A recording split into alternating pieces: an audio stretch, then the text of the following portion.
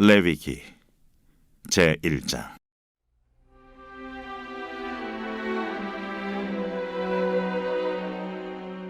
여호와께서 회막에서 모세를 부르시고 그에게 말씀하여 이르시되, 이스라엘 자손에게 말하여 이르라.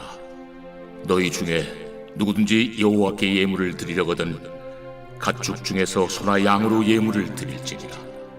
그 예물이 소의 번제이면 흠없는 수컷으로 회막문에서 여호와 앞에 기쁘게 받으시도록 드릴지니라.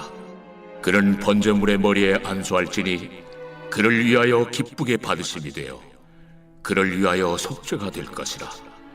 그는 여호와 앞에서 그 수송아지를 잡을 것이요 아론의 자손 제사장들은 그 피를 가져다가 회막문 앞 제단 사방에 뿌릴 것이며, 그는 또 그 번제물의 가죽을 벗기고 각을 뜰 것이요 제사장 아론의 자손들은 제단 위에 불을 붙이고 불 위에 나무를 벌려놓고, 아론의 자손 제사장들은 그 뜬 각과 머리와 기름을 제단 위에 불 위에 있는 나무에 벌려놓을 것이며, 그 내장과 정강이를 물로 씻을 것이요 제사장은 그 전부를 제단 위에서 불살라 번제를 드릴지니 이는 화제라. 여호와께 향기로운 냄새니라. 만일 그 예물이 가축대 양이나 염소의 번제이면 흠없는 수컷으로 드릴지니 그가 제단 북쪽 여호와 앞에서 그것을 잡을 것이요 아론의 자손 제사장들은 그것의 피를 제단 사방에 뿌릴 것이며, 그는 그것의 각을 뜨고 그것의 머리와 그것의 기름을 베어낼 것이요 제사장은 그것을 다 제단 위에 불 위에 있는 나무 위에 벌려놓을 것이며, 그 내장과 그 정강이를 물로 씻을 것이요 제사장은 그 전부를 가져다가 제단 위에서 불살라 번제를 드릴지니 이는 화제라. 여호와께 향기로운 냄새니라. 만일 여호와께 드리는 예물이 새의 번제이면 산비둘기나 집비둘기 새끼로 예물을 드릴 것이요 제사장은 그것을 제단으로 가져다가 그것의 머리를 비틀어 끊고 제단 위에서 불사르고 피는 제단 곁에 흘릴 것이며, 그것의 모이 주머니와 그 더러운 것은 제거하여 제단 동쪽 재버리는 곳에 던지고, 또 그 날개 자리에서 그 몸을 찢되 아주 찢지 말고 제사장이 그것을 제단 위에 불 위에 있는 나무에서 불살라 번제를 드릴지니 이는 화제라. 여호와께 향기로운 냄새니라.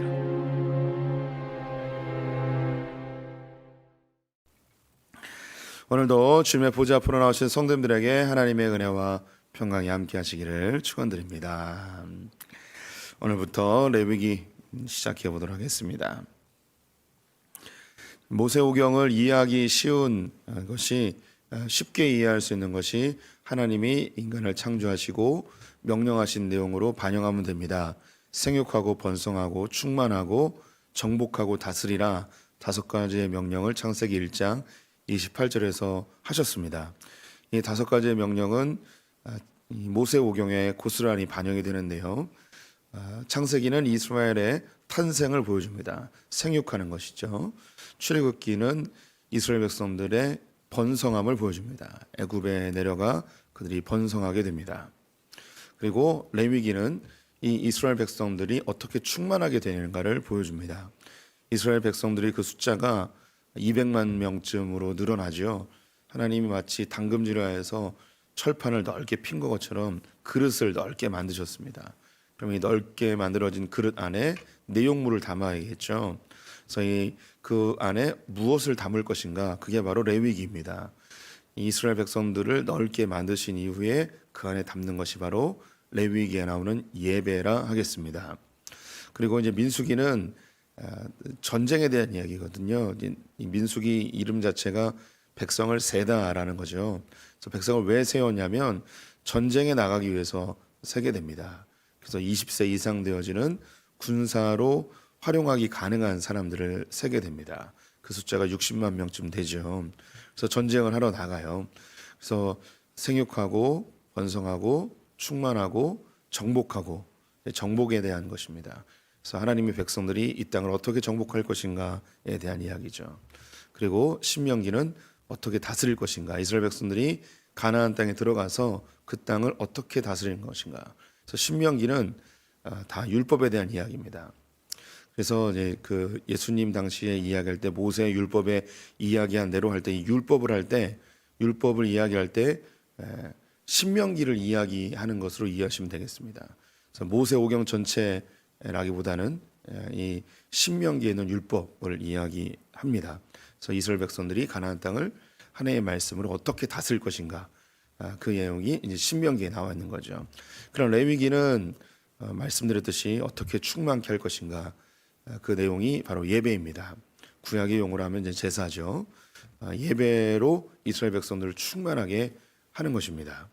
또한 이 예배를 드리기 위하여서는 이스라엘 백성들에게 필요한 게 있는데 그것이 정결함입니다.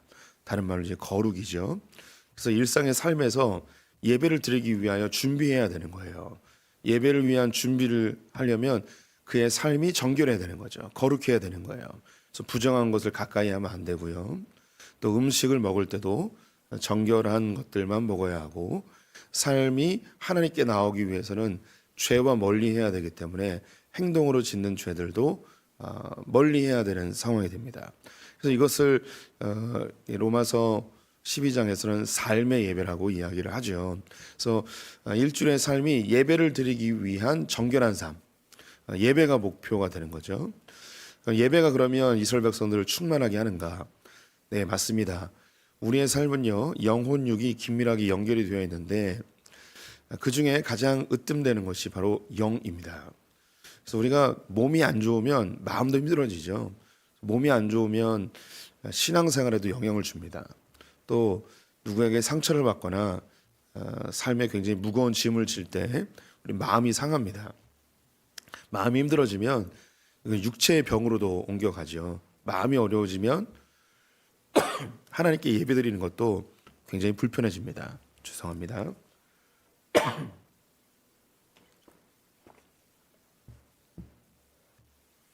하지만 많은 믿음의 선배들이 육체의 질병, 또 마음의 어려움, 이런 것도 하나님과의 친밀한 관계 속에서 그걸 뚫고 나가죠.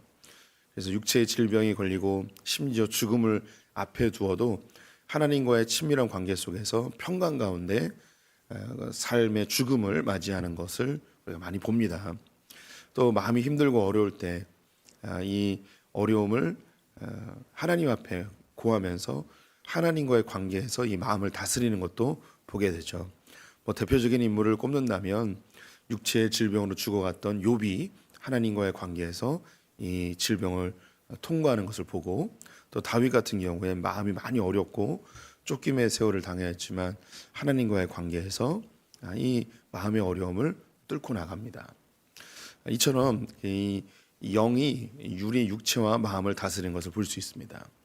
그래서 요한 3서에 내 영혼이 잘된 같이 범사에 잘되고 강건하기를 원하노라라는 말씀이 성립이 됩니다. 하나님과의 관계가 잘 이루어지면 범사에 잘되는 것, 즉 마음의 기쁨입니다. 강건해지는 우리 육체의 건강함도 영향을 미치게 되죠. 그래서 이 세계는 결국 이제 영적인 것에 의해서 흘러가게 되어 있습니다.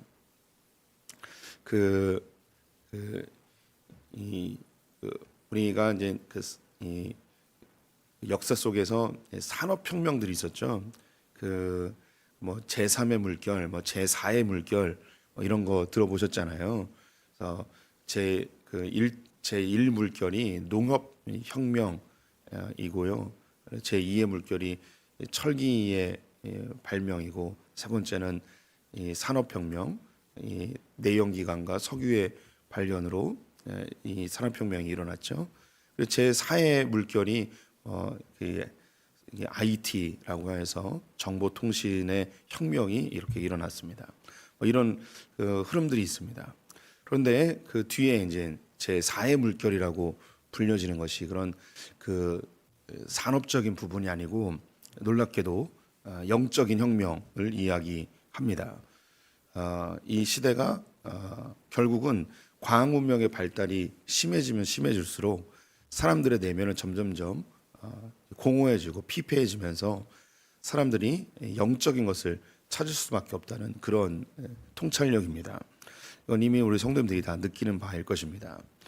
과학 문명이 발달하면 종교가 없어지고 미신이 없어질 것 같지만 제가 한번 여러 차례 말씀드렸듯이 과학 문명이 발전할수록 신기한 것이 사람들은 원시 종교로 돌아갈 뿐만 아니라 미신으로 점치는 것으로 돌아가는 것을 보게 됩니다. 과학 문명이 발달할수록 미래가 더 불안해지고 또 염려와 근심이 사람들을 장악하게 됩니다. 끝없는 경쟁의 시대 속에서 내가 뒤처질까 봐 늘 불안한 거죠. 그래서 선진국일수록 수면제가 없으면 잠을 못 자는 사람들이 점점 늘어나고 정신과 약을 달고 사는 사람들이 기하급수적으로 늘어나는 것이 오늘날의 현실입니다. 왜 그럴까요? 물질은 많아지지만 그 내면이 공허해지기 때문입니다. 이 공허한 내면을 채우기 위해서 명상도 하고요, 요가도 하고요, 자기의 마음을 다스리는 온갖 방법들을 동원합니다. 이 마음을 다스리기 위해서 심리학과 상담학이 엄청나게 발전하고 있고요. 또 서점에 가면 마음에 관련된, 마음을 다스리는 행복에 관련된 이런 책들이 수없이 쏟아져 나옵니다. 왜 그럴까요? 이 안이 안 채워지는 거예요. 물질은 풍요해지고 가진 건 많아지는데 이걸 아무리 많아도 이 내면이 채워지지 않으니 사람들은 점점 더 공허해지죠. 하나님이 이걸 아셔요. 왜냐? 우리를 만드셨기 때문에요. 우리가요 번성합니다. 돈도 많아지고 집도 커지고 우리의 삶의 반경도 넓어지고 우리의 소유도 많아지고 우리의 삶의 지경이 점점 더 넓어져요. 그러면 이 넓어진 것으로 끝나냐? 아니에요. 반드시 이것을 채워야 돼요. 이 넓어진 그릇을 무엇인가로 채워야 돼요. 이걸 채우지 않으면 이 공허함에 사람들이 못 견뎌요. 견디지 못해요. 삶이 더 망가집니다. 또 넓히는 것에만 집중하다가 관계도 깨지고요. 그래서 우리 이 넓어진 그릇을 무엇인가로 채워야 되는데 하나님이 이야기하시는 게 바로 예배라는 거예요. 하나님과의 친밀한 관계가 형성이 되어지면 이 하나님과의 관계를 통해서 나 자신과의 관계가 올바로 형성됩니다. 그래서 자기 자신의 문제로 고민하는 분들이 얼마나 많은지 모릅니다. 나는 누구인가? 나는 왜 살아야 되는가? 난 무엇을 위해 살아야 되는가? 나는 어디로 가야 되는가? 내 인생은 무엇인가? 난 어디서 와서 어디로 가는가? 이 본질적인 나와에 대한 문제가 성립이 안 돼서 괴로워하는 분들이 너무너무 많습니다. 특히 이제 젊은 10대, 20대들이 이 고민이 많고요. 이 10대, 20대 때 자기에 대한 정립이 안 된 사람은 30대, 40대, 50대, 60대가 되어도 이것이 해결이 안 돼요. 열심히 돈을 벌었는데 가정에서 버림받은 듯한 느낌을 받는 가장들, 남편과 자녀들을 위해서 내 삶 전체를 쏟아부었는데 나는 무엇을 위해 살았는가 공허함이 찾아오는 우리 여성분들 얼마나 많은지 모릅니다. 마음이 공허한 거죠. 자기 자신이 정립이 안 된 거예요. 또 어떤 분들은 내 자신을 이 외부의 것들로 평가를 합니다. 나는 왜 성공하지 못했는가? 나는 왜 이런 재물이 없는가? 나는 왜 사회에서 인정받지 못하는가? 이런 것으로 나는 실패했어. 나는 쓸모없어. 나는 죽어야 돼. 누가 나를 기억하겠어? 이런 부정적인 자아상이 우리 안에 깊이 자리하고 있습니다. 또 뭔가 좀 잘 되고 사회적으로 인정받을 만한 그런 위치에 있으면 끝없이 교만해지죠. 이 세상은 자기 자신과의 관계를 잘 정립하기 위해서 내 자신을 사랑하라. 너를 위해 살아라. 너는 세상에 제일 소중하다. 하며 우리에게 아무리 그렇게 선동적인 언어를 쓸지라도 하나님과의 관계가 올바로 성립되지 않는다면 내 자신을 찾을 수 없습니다. 왜냐하면 하나님이 우리를 만드셨기 때문이죠. 그래서 하나님과의 예배를 통해서 내가 누구인지 알게 되는 거예요. 나는 철저하게 죄인이고 하나님의 은혜 없이는 살 수 없는 그런 죄인이라는 것을 알게 되죠. 그래서 내 연약하고 부족한 부분에 대하여서 주님을 의지합니다. 하지만 쓰러지고 낭망하는 부분에 대해서는 주님의 이름으로 다시 일어나는 이 균형 잡힌 삶을 살게 되는 거죠. 또한 이웃과의 관계들, 가깝게는 배우자와의 관계, 자녀와의 관계, 부모님과의 관계, 그리고 교우들과의 관계, 사회의 인간관계들, 이 세상의 물질주의 속에서는 모든 게 다 이익의 관계입니다. 부부 사이에서도 이익의 관계예요. 내가 이만큼 했으니 당신도 이만큼 해라. 이런 거죠. 어제도 아내가 얘기했습니다. 내가 세탁기를 돌렸으면 당신이 개야 되는 거 아니냐고. 내가 이만큼 했으면 이렇게 해야 되는 거 아니냐고. 이게 우리의 삶의 모습이에요. 자녀에게도 내가 너에게 이만큼 투자했으니 너는 그 투자한 만큼의 결과를 나에게 가져와야 되는 거 아니냐. 내가 너에게 못 해준 게 뭐냐. 너 왜 그런데 공부를 안 하냐. 이게 인간관계예요. 크리스찬들도 여기서 벗어나기가 쉽지 않아요. 부모님이 나에게 해준 것에 대해서는 기억을 못하고 부모님에게 들어가는 돈, 병원비, 생활비, 용돈 이런 것이 자꾸 귀찮아지는 거죠. 손해보는 것 같은 거예요. 받은 것은 기억 못하고 나로부터 나가는 것만 기억하는 우리 인간의 속성들. 인간관계에서도 이제 우리는 조건 없는 관계는 이제 성립되지 않습니다. 모든 인간관계들이 이익의 관계예요. 비즈니스적 관계죠. 이것이 우리를 점점 메마르게 만들어 버리는 거죠. 공허해지는 거예요. 점점 공허해지는 거죠. 주님은 아세요. 우리의 삶이 넓어지면, 우리의 삶이 번성하면 그 안을 반드시 채워야 되는 거예요. 안 채우면 우리는 다 망가져요. 그래서 주님이 알려주시는 거죠. 예배로 채워야 되는 것을. 그러면 이 레위기에는 어떤 내용이 있는가? 이 예배를 위하여서 나와의 관계, 내가 정결해야 되는 거예요. 사람과의 관계, 사람 사이에서도 정결해야 되는 거예요. 그리고 사회의 관계, 이 사회 속에서도 정결해야 되는 거죠. 그래서 레위기에 보게 되면 종교법, 도덕법, 그리고 사회법 등이 나오게 됩니다. 하나님께서 우리의 내면을 어떻게 채워야 되는지 이걸 총칭해서 예배라고 할 수 있습니다. 예배는 우리가 1시간 드리는 하나님께 드리는 절차적인 게 아니에요. 예배는 관계예요. 우리는 결국 하나님이 아니어도 무엇인가 다 예배하게 되어 있습니다. 예배한다는 건 관계성을 맺는데 최우선의 관계를 맺는 것을 우리는 예배해요. 사람은 본질적으로 영적이어서 무엇인가 반드시 예배하게 되어 있어요. 오늘날의 대부분의 사람들의 예배의 대상은 돈이죠. 돈이 최고의 예배의 대상이에요. 우리는 자나깨나 돈 생각을 합니다. 어떻게 하면 돈을 벌까? 어떻게 하면 돈을 잃어버리지 않을까? 어디에 투자해야 될까? 묵상하죠. 돈을 끊임없이 묵상해요. 돈이 나를 이끌어가죠. 이익이 되는 것에 내가 이끌려 다니게 됩니다. 어떤 사람들은 이 인간관계를 예배합니다. 특정한 사람을 예배하죠. 이건 뭐 쉽게 볼 수 있습니다. 연예인들을 좋아하는 그런 10대들 있죠.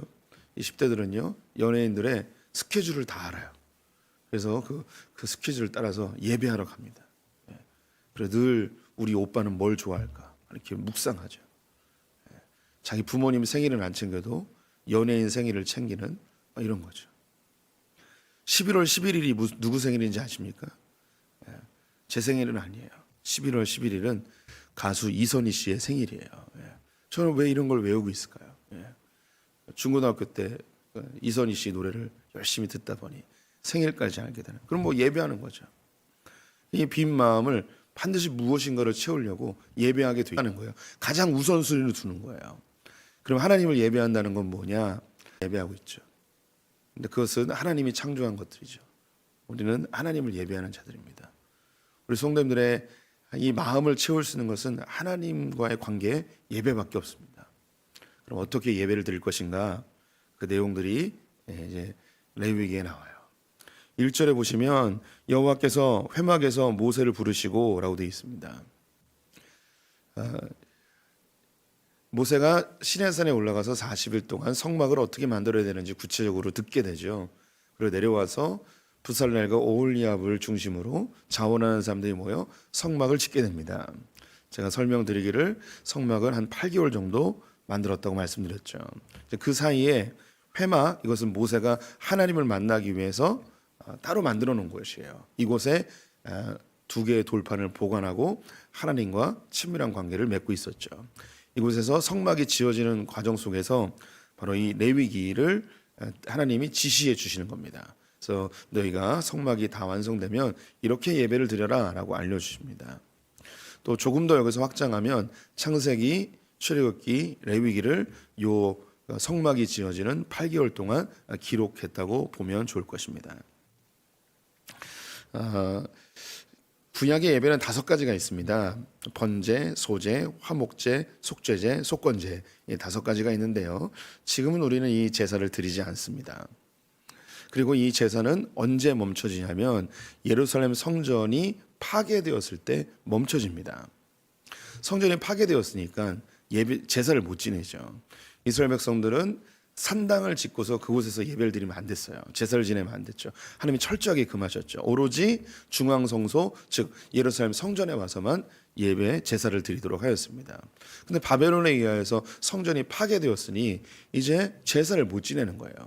또 바벨론으로 수많은 사람들이 포로로 끌려갔고 지중해 연안에 있는 수많은 나라의 디아스포라로 흩어지게 되었습니다.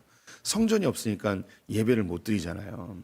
그래서 그들이 성전에서 예배를 드리지 못하는 대신에 회당이라는 것을 만듭니다. 유대인들 남자 10명이 모이게 되면 회당을 만들 수가 있었어요. 그래서 회당에서 모여서 그들이 제사가 아니라 예배를 드립니다. 그래서 우리가 흔히 아는 이 랍비들, 율법학자들이 구약의 예배를 제물을 죽이지 않는 회당의 예배로 바꿔놔요. 이 회당의 예배를 바꿔 놓았는데 이 회당의 예배가 번제, 소제, 화목제, 속전제, 속죄제의 이 예배를 드리는 것을 그대로 반영하여서 회당의 예배를 만들었습니다. 그리고 이 회당의 예배에서 예수님도 예배드리고 제자들도 예배를 드리고 교회가 형성되면서 이 교회의 예배가 어디서 나왔냐면 회당의 예배를 그대로 가져와서 교회의 예배가 됐어요. 그 교회의 예배를 지금도 우리도 똑같이 예배를 드리고 있는 거예요. 그래서 우리가 드리는 교회에 5가지의 요소가 반드시 들어가야지 이것을 예배라고 합니다. 회개, 찬송, 헌금, 말씀, 성찬. 이 5가지가 예배의 5원소예요. 이게 있어야지 예배예요. 그래서 이것을 지금도 철저하게 지키는 곳이 있는데 천주교는 그래서 매주마다 성찬을 하죠. 또 성공회도 매주마다 성찬을 해요. 일부 개신교 안에서도 매주 성찬을 하기도 합니다. 그런데 우리 종교개혁을 하면서 개혁교회에서는 초대교회의 이 성찬이 우리가 하고 있는 그런 성찬의 개념보다는 같이 떡을 떼고 식사하는 개념이기 때문에 애찬으로 바뀌어서 주일 식사로 하지만 성찬도 같이 진행을 합니다. 그래서 이 구약에 있는 이 예배가 우리와 아무 상관없는 게 아니고요. 지금 우리가 드리고 있는 예배의 전신. 그래서 우리가 드리고 있는 이 예배를 더 잘 이해하기 위해서는 그 시작점을 보면 되겠죠. 그래서 이제 번제, 소제, 화목제, 속죄제, 속건제 이 5가지를 하나씩 볼 거예요. 그러면 쉬운 것부터 뭐 차근차근 하게 되면 번제는 온전히 드려드리는 거예요. 그래서 우리가 드리는 예배에 헌금을 드리는 거예요. 이 헌금은 번제예요.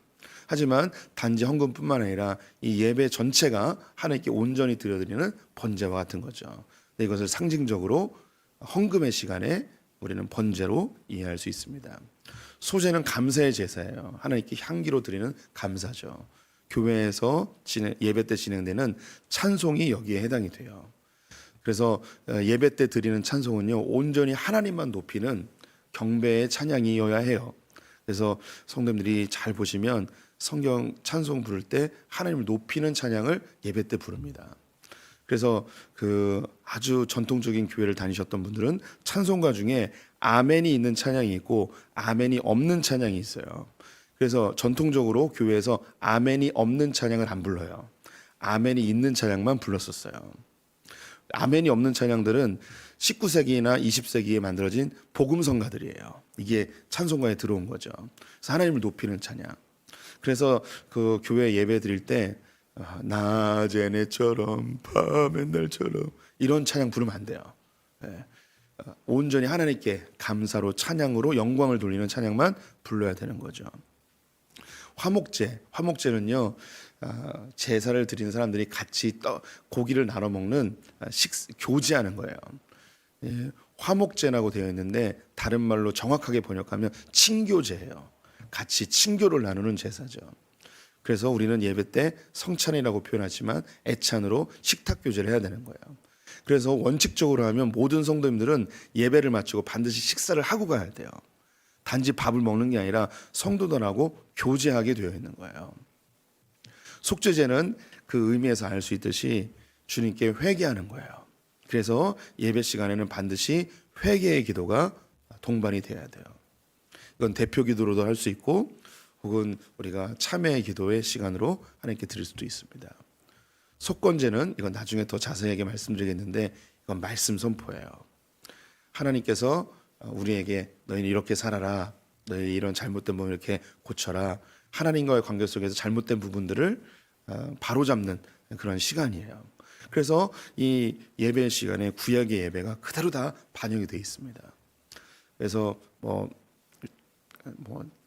조금 더 말씀드리면 하나님께서 이 바벨론에서 예루살렘 멸망하고 이 회당이라는 400년 동안의 세월 속에서 하나님이 이 구약의 제사를 교회의 예배로 바꾸는 그 중간 단계로 아주 하나님이 절묘하게 사용하신 참 놀라운 하나님의 섭리가 있습니다. 오늘 번제 읽었는데요.